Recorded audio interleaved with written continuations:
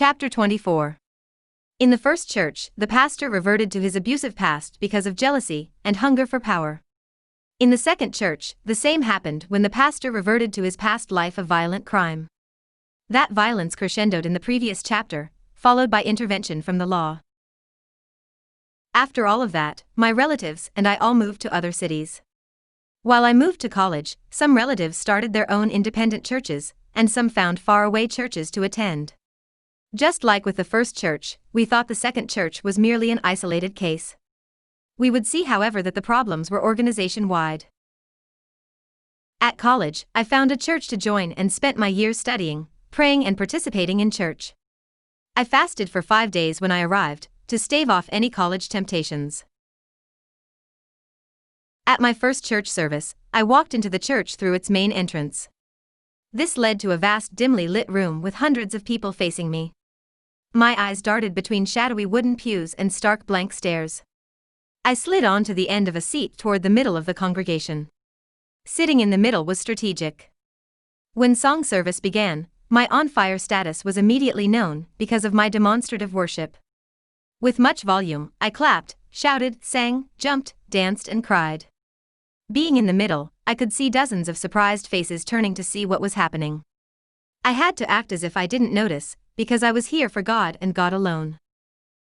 The congregation was fairly subdued, and most of the activity stayed at the front of the church. My sitting in the middle of the congregation, though, meant demonstration was harder for members to get away from. Those that were comfortable observing the crazier members at the front of the church now felt surrounded and unsettled by the blaring activity behind them. This creates a sort of pressure cooker effect. When demonstration surrounds a person who has already been indoctrinated to believe it is the right thing to do, the pressure to join becomes enormous.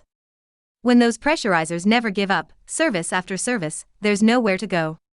Only so many people can fit in the back of the church. Surrounded by pressure, more and more individuals succumb. My demonstrative worship also bolstered the existing on-fire members.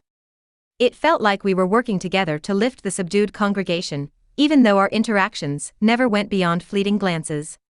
If we were all in sync, maybe we could bring the congregation with us, and it worked like it had in the previous churches. Over time, the number of demonstrative members increased from just a handful to a third of the congregation. The preaching at this church was also very different. It was well thought out, rather than just a list of spurious lifestyle requirements. There was only one service on Sundays, which was incredibly freeing. In fact, I felt no pressure at all from this church. My convictions were among the strongest, and so it was I that was putting pressure on the others to worship harder and participate more. This helped me find favor with the leadership. I eventually joined the ministry, but this time I stayed away from the inner circle. I came to know that everyone in my age group was of the opposite sex. I prayerfully decided that I should not get to know any of them. I remained cordial when we crossed paths, but I kept everyone at arm's length. My judgmental attitude toward their choices of clothing, music and activities was that it put them too close to the world and hell. I simply couldn't risk getting close to them. Loneliness in this life was nothing compared to the reward that complete purity would bring me in the next.